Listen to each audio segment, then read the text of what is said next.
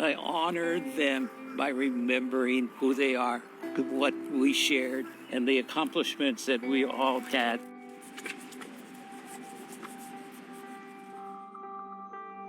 I was drafted in 1966, and I trained as a combat medic. So I submitted my papers, my 1049, for transfer to Vietnam. So I went in to see my first sergeant, and he said, "Are you crazy?" And I go, "What do you mean?" He said, "I just came back from Vietnam. Medics don't last very long there."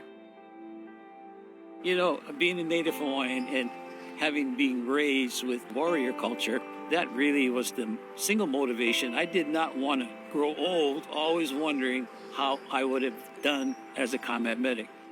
To me, it's not a sacrifice. It's an honor to put on the uniform to defend your country, its principles, its values.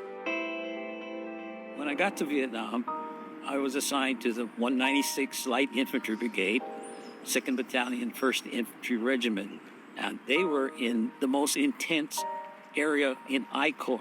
I was invited to serve on a long-range reconnaissance team, a unit that was a cross-section of America.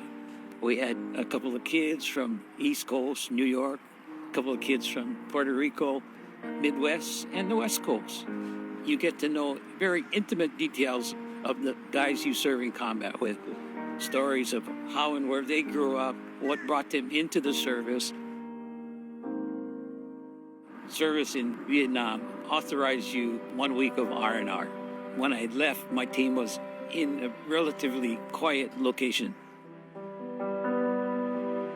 When I got back, I was told that they were being relocated to a more hostile situation. So I said, you know what, I need to be with them. They said, well, just go down to the chopper pad and wait for the next bird that's going to be flying out ammunition. You can get on that bird and you can rejoin your team. That never happened. Our battalion got overrun by NVA regiment, and I lost 18 guys on Mother's Day, 1968. This flag is over 57 years old. My personal talisman to carry with me that I knew would bring me luck. But after Mother's Day 1968, when all those men gave up their lives for our country, this flag took on a very special meaning.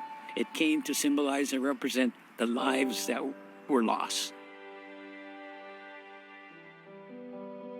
And so it is my personal journey to remember all of my guys I served with who were less fortunate than me. I say their names, I remember them. If you die in combat, as long as people remember you, you're not really dead.